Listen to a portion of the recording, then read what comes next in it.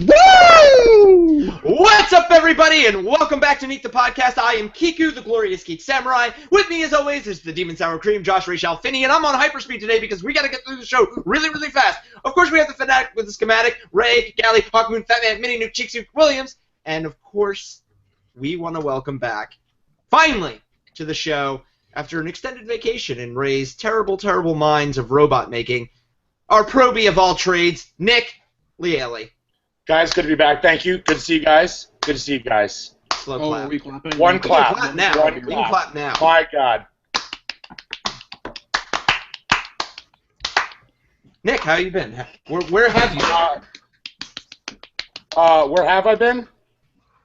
Well, actually, I was taking an extended vacation on a lovely planet called Coruscant, and while I was there, I just happened to look up in the sky, and holy cow, big blast of light coming, so I bailed out of there because that place isn't doing so well anymore. And so then I said, Endor might be nice this time of year. No, because my travel agent was like, ugh, that's not great. And I'm just doing this for Josh. I'm sorry. I love you guys. I'm starting off with a bang. No, I've just been hanging out. Moved a little bit. Had a lot going on for a while. Switched jobs, so now I'm back in full gear, living the dream with you gentlemen. And Awesome. That's pretty much it. Just still in Florida. Not much going on. We So- hurt you. We do hurt you. Plus, you didn't want to go to Endor right now. It is hurricane season there, from what I It hear. is hurricane season. It is. It's Tell hurricane everyone season. throwing another temper tantrum there. God, did you see that Saturday Night Live skit that they did? That was amazing. Yeah, it was really I funny. died. Adam Driver was I feel really great. bad for him because his son is dead. I killed him. I was like, wow, the, dude. the thank you card, when he opens up the Yeah. 3D thank you card, I absolutely lost it. Yeah. Or when he's like, here's his lightsaber, and he's like, that's great. And he's like, fine, you don't have to look at it anymore, and throws it. It was amazing. Just throws the lit lightsaber across the room. You're getting a promotion, and then the guy's dead. Yeah. Well, good. I'm glad we're on Star Wars because first bit of news. A great start to the year when we have Star Wars rumors to talk about. Rogue One will supposedly have a cameo by the great Sith Lord himself, Darth Phalanges, who is also known as Darth Fingers. Actually, in reality, it will be Darth Vader, and the rumor mill keeps going by saying James Earl Jones will reprise the iconic voice of the villainous Skywalker. Hey. No word on if David Prowse will don the armor or not, but one thing is for certain. Someone better get a Force choke or 3 if they are reviving him. I mean, it actually makes perfect sense if this takes place right before A New Hope for him to be in it. It would explain why he's so pissed off and chasing Princess Leia's ship in Episode 4. But I'm kind of with you. I don't really want this. It feels like it would be forced and shoehorned in. I mean, let's use James Earl Jones while we still got him. The man turned 85 today, by the way. Yeah. We need to do something. That means he's made it. Congrats. Right. We need to use Mufasa while we still can. But, yeah, I think I just triggered Ray.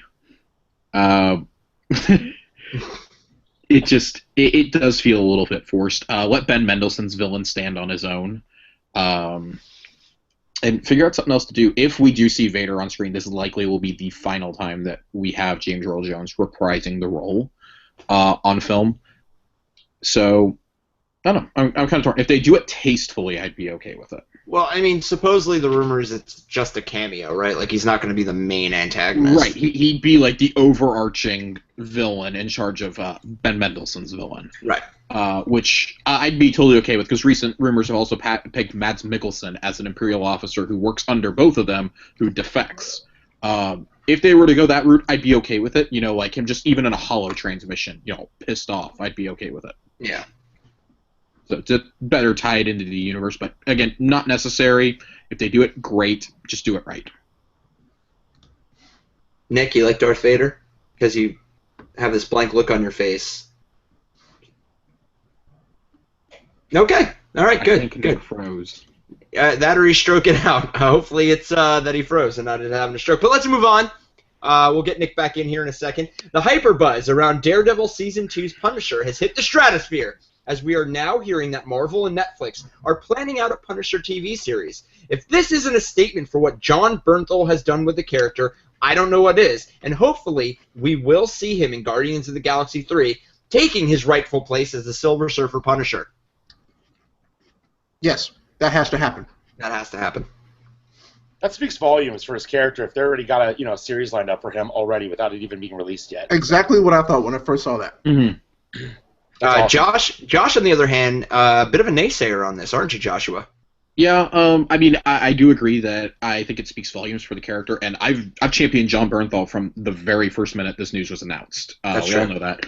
I love John Bernthal and everything he's been in. I'm just a little bit cautious. I'd prefer for us to finish out what they already announced first. We know they've had some problems getting Iron Fist off the ground, but we all expected that to come sooner, but it seems like Punisher might come sooner, especially with Iron Fist just getting a showrunner. They addressed it at TCA this week. That's still in the works. They are having a difficult time with it. Just a Punisher series would have to be done. It'd have to be done right. It's not that I don't have the faith that they can do it. They've shown clearly with Daredevil and Jessica Jones that they can. I just feel like he's a very tricky character to artistically do on a screen with him as the leading character, if that makes any sense. The Punisher? Yeah, I feel like he has been, and this is not based off the storylines in the comics. Those are great. I'm saying just in general, from what we've seen of the Punisher before, even though we know that wasn't Marvel Studios, the street level heroes are difficult to a degree to tackle. So I kind of want to see Bernthal's performance first to feel like this is the right move. Like, Marvel can think it's a great move, but how are we going to receive it? Is this just being greenlit now instead of right after Daredevil Season 2 as a response to fans demanding this since the minute Bernthal was announced? That's my only concern. Let's make sure we're doing this for the right reasons and not just to get as much content out there as possible. More is not always better. Yeah. True. But with this news also comes the renewal of Jessica Jones for a second season. But how they are going to top the emotional impact of the first season is beyond even me. While no definite date has been set yet for the release, we do know that The Unbreakable Kimmy Schmidt will air on April 15th at 12:01 a.m. Pacific Standard Time. Unbreakable! It's a miracle. All I care about. Damn it. That's all I care about. That's all I care about. More Ellie Kemper and Titus Burress. That's all. I hate to tell you, Pinot but Noir. I'm oh yes. I'm Pinot more excited about Noir. Kimmy Schmidt than I think any of the other Marvel projects. I'm way more excited. I like how we've lumped They this just in as a Marvel project like because 30 it's minutes good. ago they greenlit it for a third season too. Oh, nice. So I'm okay with that. Hopefully the second season though it doesn't like get really weird like the first season did in those last 4 episodes. No, where please keep getting weird. Please. I don't know, it kind of went off the rails. And even though we are an off the rails show, No, Are we say talking what's on JJ the or Kimmy rails? Schmidt? Kimmy Schmidt, Oh, okay. last 4 I mean- episodes. John Hamm though, we gotta was bring him. amazing. God. Right, that It was preacher. Yeah, that was amazing. Yeah. Richard Wayne, Gary Wayne. But Richard I- Wayne, Gary I Wayne. love that show. So yes, please. Really excited about Jessica Jones, but like I said in the news bit, really don't know how they're going to top that first season. The only thing that I could see them doing better that they didn't really do in the first season was the pacing, right? Like, it was that slow pressure cooker up until the 10th episode, and the 10th episode exploded, and then everything after that was just kind of like, It was kind of an epilogue. yeah, it was just kind of like, you get to the end, you get to the end. You know, hopefully they can keep the foot on the pedal all the way through from the first episode to the last episode. And actually, we might, as we get closer to season 2, do a topic of the week where we talk about what villain could come in and possibly top Kilgrave, because David Tennant, wow. And It's going to be interesting if she can hold her own. I mean, like, I was just Yeah. going to say, like, if Kristen Ritter can hold her own without David Tennant, because he was the main draw in the first season. So, Kristen Ritter, I have no concerns about. I think she can fully carry a show on her own. you think so? Yeah, I think she definitely proved that in the first season. My concern is, how do you fill the void of David Tennant? You know, we wondered that with Daredevil also. You know, how are you going to fill the void of Vincent D'Onofrio not being in every episode as the Kingpin now? He'll still have a role in the series. The We don't know Punisher. how big. Yeah, the Punisher, exactly. With Jessica Jones, though, I mean, you've already played your big card with Kilgrave. Did they really Obviously, do we know Nuke can come in and will come in. Yeah. But just the first season, for me, the first season of Jessica Jones was better than Daredevil.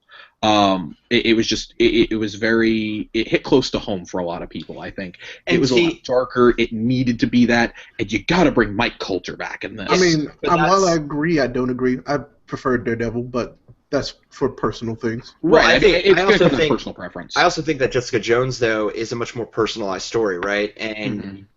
how are you going to recreate that for a second season? It's almost impossible. You're going to have to go with a much more grand story, and you might see some of the wackadoos come out of the woodwork going, oh, they destroyed Jessica Jones, right? It was such a personal story. It was such this, and now it's just a regular Marvel property, which is something they talked about after the first season. A lot of people were saying, well, how do you integrate that story, that character, into the rest of the Defenders? And it's like, oh, well, You really don't, and I'm okay with that. Yeah, no, I mean, I'm fine with that, too. I think the answer for that is going to come in the Luke Cage show. I think she's going to show up for a couple episodes, even though they haven't confirmed her as part of the main cast. I think she still shows up. Luke Cage has been confirmed to take place after it. They were very coy when they announced this. Today, actually, is when they announced Season 2 of Jessica Jones. Melissa Rosenberg, who was the showrunner and the executive producer on it, fought for years to get this made, said they don't know if they're going to get this done before the Defenders. It may very well come after the Defenders, so she has something new to deal with, some sort of new fallout. I think that makes the absolute most sense, trying to squeeze second seasons of these shows, especially if Luke Cage takes off like we think Mike Coulter's going to with that role. It's too much to get in before the Defenders. And they've already gotten Luke Cage's character, too, so he's already established. We know who he is, even without his own season. So I bet the second season's her dealing with the pregnancy. I bet you it's that. That would work. That's why I think it's going to come after the Defenders, personally. From what I've seen, they probably will take it that way, but I saw that it's going to delve more into her background, which means we might get remember she was kind of a superhero for a while. Right. The superhero and the formula. Mm-hmm. Or whatever it was that was injected in her nuke, they share that. Right. So I think that's what we'll get. Daredevil suffered from the same chemical. Right. It's also the same chemical that made the Ninja Turtles, fun fact. Yes. Anyway, that's where I feel like it will get more Marvel than usual. Yeah. So I'm excited. I mean, I love Jessica Jones. I love the character. You know this. I love the comics, and it's always been different from everything else, but it's always had its own place, and that's why it's important. It's like Marvel's first crime show. It's like an actual like CSI Marvel. Yeah. Mm-hmm. I mean, not only that, it's also the first one that took the hero out of superhero. You know what I mean? Or she's not a hero. Exactly. Yeah, but go ahead, Ray. There are different definitions of hero, and this tackled a different version of it, and that's why it's important. Because it was so successful. Exactly. They took the super out of it, right? They took the super out of the hero portion of it. Well, I mean, she was a superhero to some people, just in a different aspect. She's not saving New York from an alien race. You know what I mean? She's saving people. Right. Gotcha. And she saved a lot of people. Yeah. But I like with her, it's self-inflicted. Like with Daredevil, it's something that happened to him. He was blinded. But with her, she's an alcoholic. She does it to herself. So you see her problems come from within. Whereas with Daredevil, it's always like he's fighting everyone else because of his, So it's kind of cool to see this inward struggle with her. So two very different fighting his whole life. Right. She's got, the alcoholism. The right. She's fighting herself. Yeah. Yeah. She's fighting herself just as much as she is Kilgrave. Very, very well done shows. Well, as we get uber amped for TV coming back, and Ray continues to watch Disney XD like a small Southern woman stuck on the Christ channel, a fan theory may have just pegged down who Ward actually is, as the writers had to pull the rug out from underneath us and not make him Taskmaster. Damn you bastards. The theory points to Ward being Hive, a genetic experiment created by Hydra in the comics to learn the best of all traits of the soldiers it infested and move on to the next host. First off, I'm tired of the Hydra thing. Go ahead. Hold on, Nick. Hold on. We got a first off. We have a first off. First off, suck it.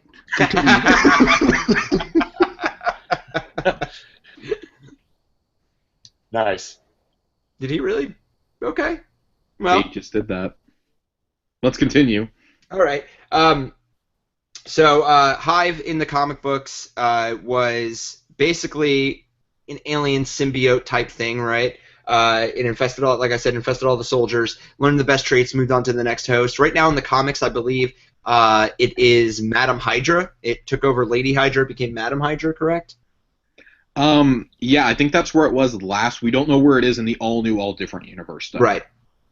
Well, obviously, we lost track of it with everything that happened in Secret Wars.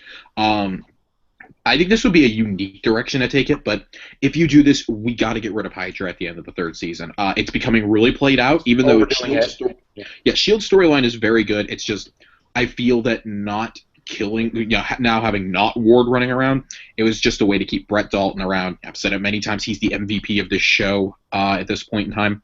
but his arc is over. We just need to let the Ward character go, especially you didn't make him Taskmaster, just go away. Hive is a way to keep him around for the second half of the third season, but, you know, the Avengers movies are moving beyond this scope, right? Sure. We can't keep going back to Hydra. We got to deal with different threats. It's going to get really, really played out. It's getting annoying. If this is Hive, cool. Nice way to tie it all up. It could be a cool spin on it. Is it though? That's the disconnect, and that's the problem with this show and the difference in the showrunners. Right. There is no there's no direct connection between the Marvel Universe movies. And we know why that is. Yeah, we know why that is. It's kind of a shame. It is a shame. We might actually see in the coming years, right? Especially as we get closer to Infinity War. I have a feeling that, you know, and we've said it before on the show that to take over Hydra's place, we'd like to see AIM, right? Mm-hmm. I think the more that we see alien artifact stuff and the closer we get to Infinity War, there will be a much more need to have AIM, right? Like messing around with alien technology, messing around with, you know, different alien magics or whatever. Right. And that would make way more sense to bring them in, and instead of having like Hydra sort of meddles with it right now, but, you know, to bring them in, this like fresh face, fresh villain, fresh, you know, group to fight S.H.I.E.L.D. would be great. Yeah, I mean, you've got AIM and you've got Hammer still floating around. Yeah. Out there. I mean, they have Iron Man as the perfect platform to that. They set it up really well. I don't care what anybody says about the Iron Man movies. They have set it up really well for him to like come in and strong in Iron Man. Mm-hmm. So the next movie, that's what we can see. Don't know. Well, Legends of Tomorrow, another show that we are so hyped about, had another hero added to the roster showing up in the series, as it is now reported that the Western character Jonah Hex will show up in the 11th episode of the series. No name has been given who will be playing the part, but it is for certain that Josh Brolin will not reprise the role, as he is comfortable over at Marvel playing Thanos, and not enough bleach can wash his turn as Hex from his skin. So? Just saying.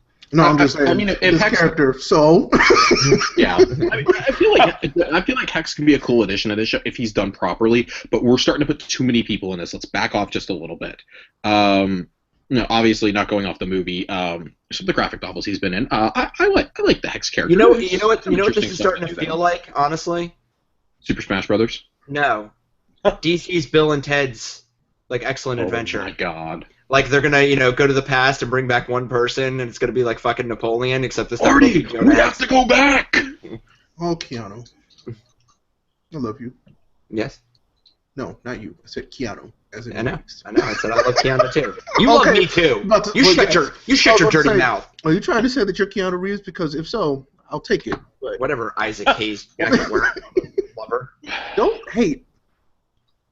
I'm warm. That's all that matters. You're a Furby, is what you are. No, you take all that back. I will take none of it back. All right, we'll see. Okay, fair enough. These hands, Ray. These hands. You don't want these hands, son. Nick, are you getting super stoked for Legends of Tomorrow? I am. Yeah, I don't know a whole lot about it, actually. I was reading the news, and I was kind of just deferring to you guys for it because tell me more about it. Tell us about Legends of Tomorrow. Legends of Tomorrow is basically DC's Avengers, but on TV. Or it's what the Suicide Squad wanted to be, but, you know, won't be. Kind of what I thought. Okay, in a nutshell. Mm-hmm. All right. Okay. Nice. It's like the Justice League B team. Right. Our thought is this will eventually become the Justice League on TV. Yeah. You know, gotcha. But we also wanted Taskmaster on TV. You have to see the wound open and pour salt in it, don't you? All those flavors, Ray, and you got to be salty. You're the one who wanted to ingest it. The sodium. It's good.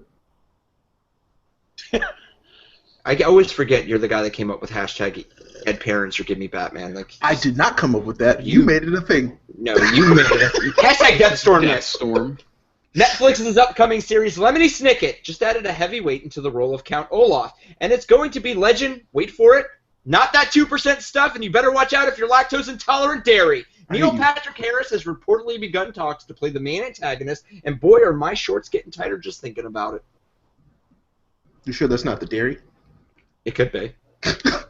Okay, just making sure. I had a lot of cheese today. Oh boy, but yeah, cool. I like the casting too. It's just I I'm not personally excited for this show, but I'll watch it if it's Neil Patrick Harris. I mean, I'll give it a shot because it's Neil Patrick Right. Harris. It's not something that I'm gonna be like, yeah, I want to watch this really bad. Nope. This actually like made me curious for the very first time in this show, because when they first announced earlier this year, I was just like, Yep. okay, cool. Same It's something for kids and teenagers. This again could be really cool or it could be really dumb because Neil Patrick Harris has a tendency to play some kooky roles sometimes. Oh yeah. Hedwig, so- man. His turn Right. as Hedwig Yo, on Broadway was amazing. Yo, that was amazing. Yeah, it was. It really was. I mean, again, and it's all going to come down to the showrunner, the writers, and how they adapt to this series. It could be really cool or it could be really dumb. I still don't know if he's menacing enough. That character gets super dark the more the books go on. He played like a serial rapist once on TV, and he was pretty menacing, from what I remember. Oh, well, So let's just bring Dr. Horrible sing-along blog back. That's all I want. yeah. Well, you know, since Whedon's not doing the Avengers anymore, hopefully we will see the sequel to that. 2008 was a long time ago. All I'm It saying. was. Holy shit, it really was. This just got real. Things Revealed one. just got real. Oh, it did just get real. It got so real that Nick died. He did. He died. I apologize. Anyway. Time to do the time warp again as the Rocky Horror Show remake has found its criminologist narrator, and it's none other than Frankenfurter himself, Tim Curry. I have no jokes for this, as to me it adds credence to the remake. Also, Nick rejoined the call, and I want to know why his name is Anthony Zekis. Guys, a lot has happened since I left the show. You became Hispanic. I didn't know you could do that. I knew he would become the new Triple X. I'm not ready to talk about this. Yeah, Nick Diesel, which is actually my stage name too. I don't want to talk about this anymore. Just Wait. You're Robin Did you Ray. say, I'm did you opening- say your stage name was Nick Diesel? Nick Diesel. I love it. Is that So- what I said? I don't know. So I got a was what I question. said. What size is the tube sock you wear when you perform on stage? That's confidential. You would know. I threw it to you. You were in the third row. Whoa! He was I supporting. really me want to as a get back to friend. the news now. Yeah, I do too. This is getting awkward. Awkward. This is your show. Moving on. Yeah. Anyway, Tim Curry, going to be the criminologist narrator on the Rocky Horror Picture Show. I think that's cool. I think it's really cool that he's coming back to do something with it, right?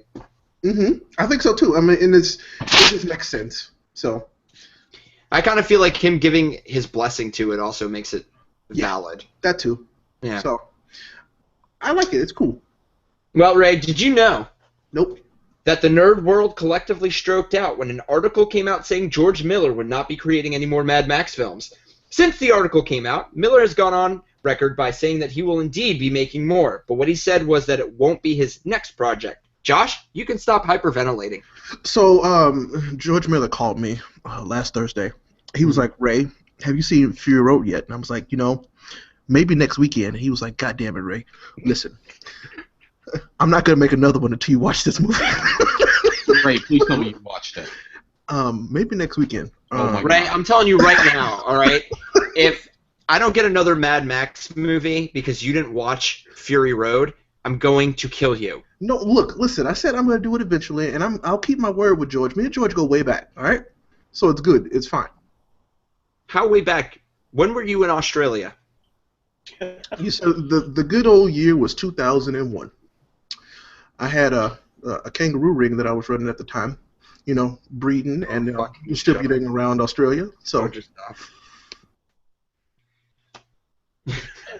It's probably for the best. It was probably Ray. Realized it. It was getting close to where he was gonna start saying he was milking kangaroos for profit or something like that, and Nope. Selling kangaroo meat on the This has platform. been a really weird show. it has. We've talked about gym socks and milking kangaroos. That's what That's all happens we when Nick need. comes back. He inspires the weirdness. Yeah. Even if we weren't to get another Mad Max, Fury Road was perfect in every sense of the word. So, I mean, if that is the one that we go out on, okay. Because I'm always fearful of sequels not living up to what came before. And that was better than any revival of an 80s franchise I could have dreamed of. Yeah. So, if we get another one, awesome. If we don't, awesome. I'm perfectly satisfied with Fury Road. But if we get another one, okay, I'm down with it. He said he had plans for 2 more, and Hardy is signed on for 3 more. So I'm down with this. Let's do it. If not, give me another game. Yeah, that was fun. It's funny this news dropped right after they were nominated for an Academy. You heard that Mad Max was going to be in the running for, what was it, like cinematography or something. So then the next day, 10 nominations. Deservedly so. 10 nominations. Well, it's right underneath The Revenant for nominations, right? So I think he was like, Revenant got 12 and Mad Max got 10. Yeah. So he's like, let's not jump off this train quite yet. So. I mean, people have been misquoting him since Fury Road came out, saying, he says he's not going to make any more. Oh, he's going to make 3 more, going back and forth. Just for God's sake, don't make another Happy Feet. Just make Babe 3 or make another Mad Max. Your options are Babe 3 or Mad Max. I'd rather have either of those than Happy Feet. I mean, I would rather have Mad Max. Mad Max Penguin Road. Well, all right, let's move on because I got Static Shock news.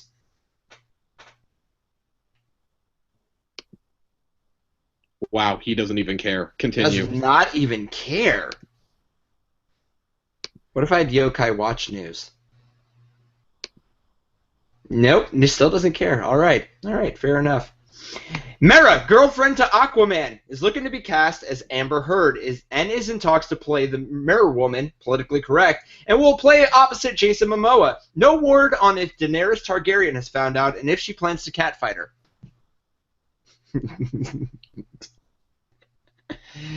Oh, if Ray's on mute, I can't talk DC with anybody. Get off of mute! This means nothing to me. Amber Heard's a good actress. I thought he was frozen. Ray, you're not even moving. Oh, there he is. There he is. He's got Maz Kanata's face on right now. You just know he's seen some shit. Yeah. You boys have the eyes of people I know, and that I want to slap the shit out of. Right now, Ray. Amber Heard's a good actress. Even if I'm unfamiliar with anything Aquaman, I'm sure she'll do good. Still curious to see how Aquaman's actually going to play out. We all know Jason Momoa is awesome. Really looking forward to seeing him on screen, though. Yes. And I don't know how I feel about the love interest, because it seems like they're throwing love interest into every DC movie, right? Like Chris Pine. I mean, Marvel does the same thing, right? Yeah. Both franchises do this. It's not necessary either. Jane Foster is just shoehorned into Thor. Let's not kid ourselves. Oh, Jane Foster had no purpose in Thor: The Dark World other than Thor: The Dark World had no business being made. That's not true. You're a liar. Well, Malekith was cool. I mean, the elves were cool, but I mean, it was, for the most part. No, it's terrible. It's terrible. Yeah. But it's for the women. It's for the female crowd. It brings them in. It's terrible. All right. It's terrible. But I mean, it looked nice though. His hammer, it's terrible. It's terrible. All right. Nick's like the Thor apologist right now. Yes, he is. Anyway, last bit of news before we get into our time of times. Our favorite toy company, Funko, has announced pre-orders for their DC Legions box. The box will be much like Marvel Collector Corps, and the first pop to be featured will be Michelin Armored Batman, complete with Robo-Bat voice and asking you in the middle of the night if you bleed. Depends on the time of the month, if you know. Oh, stop it. Just stop it. I can't believe you said that. What do you want? It's my first day back. I'm trying to make an impression. Ray's still looking at me like Ray's looking at me like my father did my whole life, so whatever. Jesus. This is really cool. I think I'm going to sign up for the DC Legions box. I really do like all the DC pops, and as we know, if they come out with a Superman one, I will be just hella stoked. Ray agrees by nodding vigorously while he sips his soda. It's his ramen water. Oh, it's his ramen water? Ramen flavored hot dog water? He's agreeing. Sure. He doesn't know what hot dog tastes like. You are the worst fucking mime ever. He looks like he's from, I don't know, like a mute. Yeah, he's I don't know. Alrighty. Well, Josh, can you tell me what time it is? It is 6:28 Central Time. I hate you. Right, that's unnecessary and obscene. Children watch this show, Ray. We're sorry, Kyle. So he puts up 2. Oh, man. No, really, Josh, what time is it? Talk of the week. Topic of the week. Topic of the week.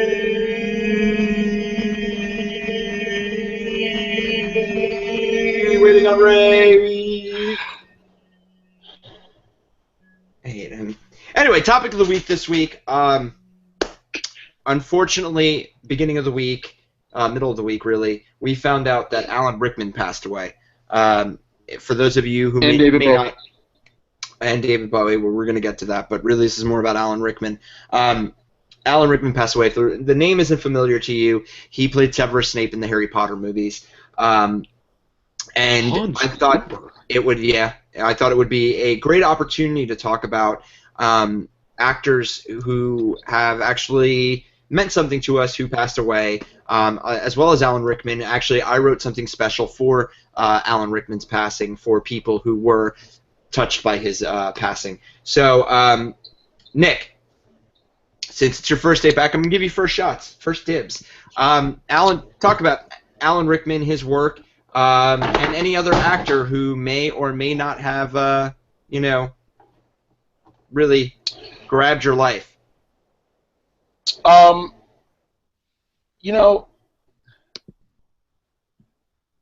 don't know. I guess with Alan Rickman, I mean, obviously he's done so much, and he's such an incredible actor, and he started late. And for someone like me, who's I guess a struggling actor, trying to get into this, trying to break into this world, what inspires me the most about him is that he was such a mild-mannered guy. Loved to play jokes. He played such serious and just intense characters. Sensibility, of course. Die Hard.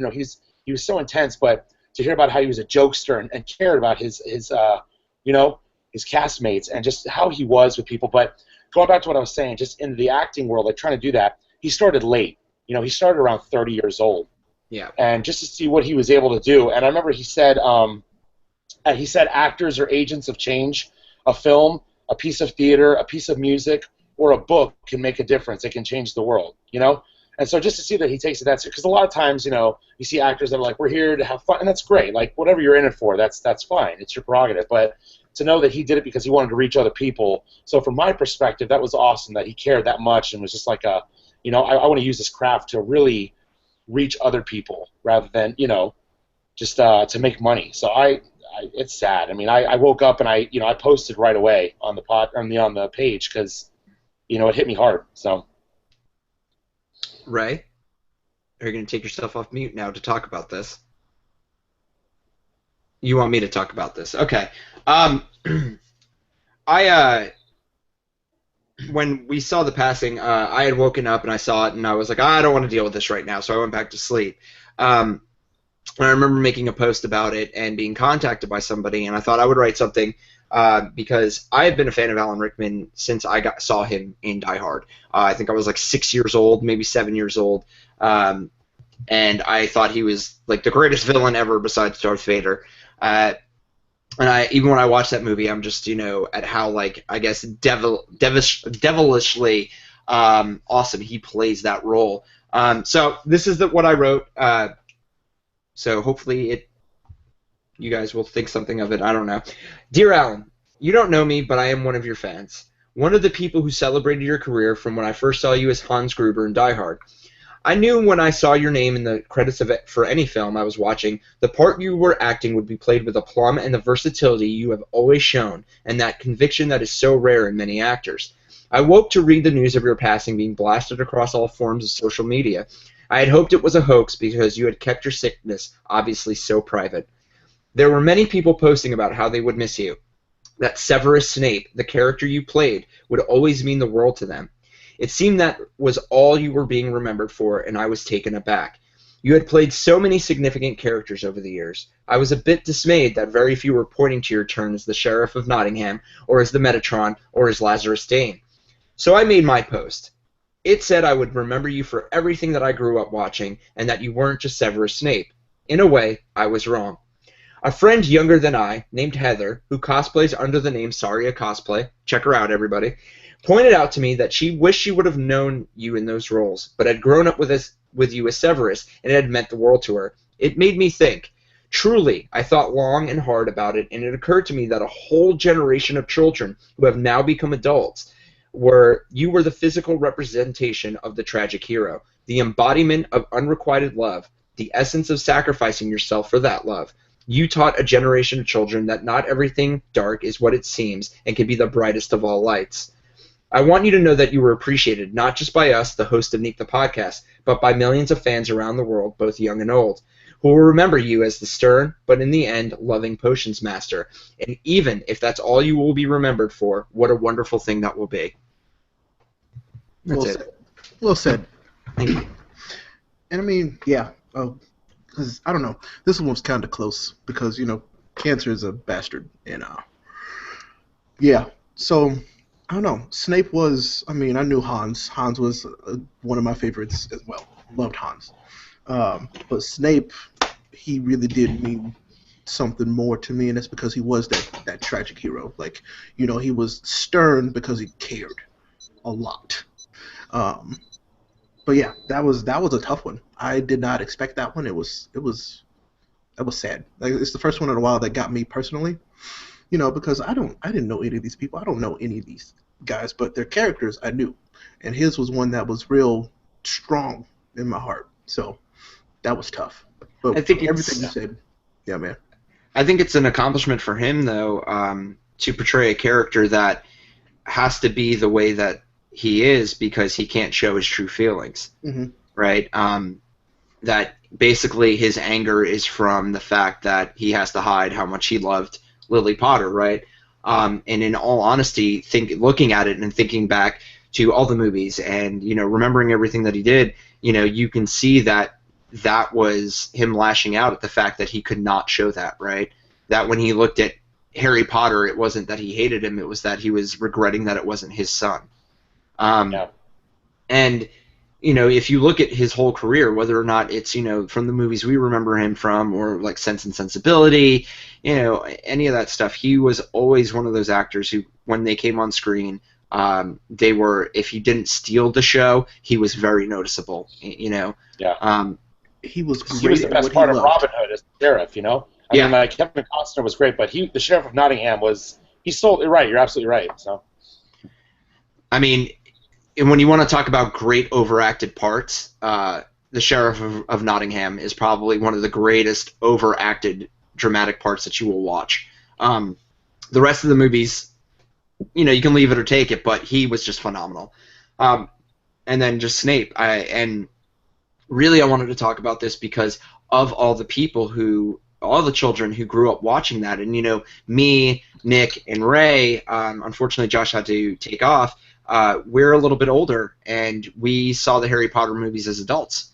And while, yes, it did resonate with us, I think about all the people who started watching those movies when they were 6, and how that's a character that was with them throughout their teenage years and almost into their adult years, and how, that one performance by one man could mean so much to people, right? Yeah. Like, I don't see, as much fan outcry or outpouring for, Daniel Radcliffe or anything like that. Like, even what I do as my own profession to make the money that funds a lot of the stuff we do, people have me make Snape stuff more than they have me make anything else Harry Potter related.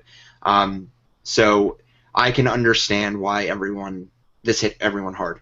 So, I mean, and he really was. He was a staple in childhood homes. Like, Harry Potter, he was one of the best written and one of the best acted in that entire series. So I mean, well, he's the big reveal in the entire series too. He's that big Half-Blood Prince. Yep. Yeah. But I mean, you're right though. I remember being in a pet store. I was like 13, 12, and a kid was reading Harry Potter and the Sorcerer's Stone. He's like, "Have you gotten into this yet?" And I was like, "I have no idea what that is." And that, they had shortly casted the film afterwards, so kids grew up with this guy, and like you said, that's all they've known. They've known this guy as Snape for most of their life. So this one actually did hit home. Granted, obviously, being part of the nerd community and pop culture community as we are, we, as Ray said, we don't know these people, but they have touched us in, emotional ways throughout their careers and whatnot. And honestly, I think the last time that someone passed that I was like, oh my God, it was quite a while ago. I'm sure there was someone before it, but the last person that passed it, Robin Williams. It was Robin Williams. Yeah, that was the one. Yeah, besides Iwata, it was Robert Williams for me. Yeah. You know, and it's sad that we have to talk about it like this after they pass, but, you know, the fact that you can be visibly upset, you know, emotionally upset by somebody you've never met because of the work that they did it's just a testament to what they did, right? Mm-hmm. So, yeah, I don't really have much else to say on that because kind of poured everything out into that little letter I wrote. I was just going to say it's just amazing, you know, just to finish up a thought with it, like with Robin Williams, no one knew that he was struggling with depression, that he was hurting. No one knew that Alan Rickman was battling this type of cancer to this degree. He was on Jimmy Fallon 5 months ago. They were doing this helium thing. They were talking with balloons. Everybody was laughing, but no one knew that he was at that stage, you know? Yeah. I watched it, and I was like, wow, look at Alan Rickman. Everybody, you know, imitates his voice. He was laughing about it, but you just see these celebrities, and it's interesting to me that they want to maintain that level of I'm here for my fans, I'm here for the people because I love them. I don't want them to ever think that I'm hurting or going through anything. Not because I'm stronger than them, I just don't want them to be concerned. I want them to continue to enjoy my work. So, yeah. Yep. It's a great thing. It's personal sacrifice right there because he could have easily. I mean, he was very private about it. So, Alan Rickman, I think one of the graceful things about him was he was popular when he was Snape, right? Like when the movies would come out, but he would fade from the limelight and let others stand in the limelight instead of him. He let the kids be famous. He took a backseat to everybody else in all of his films. Always took the backseat and just did what he did, which was phenomenal. And I mean, whether or not he wanted that amount of fame or whatnot, every bit was deserving. Every bit. Yeah. So, because it's gotten a little depressing, I'm going to actually spin us out of topic of the week. Nick, so happy you were back. Next week's show definitely will be more in-depth, not as sped up as we did it this week, for sure. Guys, do we have any shout-outs? Well, I mean, Nick's already here. So, I mean... shout out to Nick, yeah. I can't really shout him out because he's here. I'm here. So, I'll leave for a minute. You shout out, and I'll just jump back in the call. No, because then it won't be the same. It's not. You're right. And now we've talked about it, so it's awkward. Exactly. Now, see. Let's shout out to Josh, who's not here right now, but we love him and whatever. Except Ray. Josh Finney. He doesn't listen to the show because he gets worried that he sounds weird. So exactly. So yeah, Josh Finney. Shout out to Josh Finney. Oh man. Oh man. Anyway, guys, shout out. I don't have a shout out this week. First time ever, I think, in Meet the Podcast. I don't have a shout out. But I will say this. T-shirts are on the way. If you want a T-shirt, please hit us up at neatpodcast@gmail.com. Join the Facebook group. Call Ray. His phone number is... No, I'm kidding. I don't even have his phone number. He's such a private man. You know how it feels now. Oh, I don't want to play video games with you, Ray. You know, I've been on the PlayStation... Okay, time out, motherfucker. I've been on the PlayStation 4 now for the past 4 nights, and I've been in parties with Becca and Lee. Just hanging out, playing video games, talking some stuff, and you know who wasn't there? Josh. Well, obviously, because he doesn't like Sony. Exactly, so I'm not wrong. Yep. But you weren't there, so... Oh, well, my bad. Make time for your lover. Anyway, like I said, T-shirts are on the way. neatpodcast@gmail.com. You can hit me up on Instagram, Kikus, that's KIKUS _Playhouse, or, again, the Neat Facebook group, as always. They should be in about 2-3 weeks. I've got extra sizes in every size up to extra large, I believe. So if you are a larger size than that, please get with me. I will see what I can do about getting you a larger size if you haven't already ordered one. With that, next week we will actually have a special guest on. It'll be the 4 of us, and we're bringing on a very talented young lady named Amy Monk, who her art has actually been noticed by quite a few celebrities. She's had some booths at some Comic-Cons. Looking forward to talking to her. She will actually be here with me physically when we do the show next week, so look forward to that. And guys, have a fun week, And as always, keep it nerdy. Bye.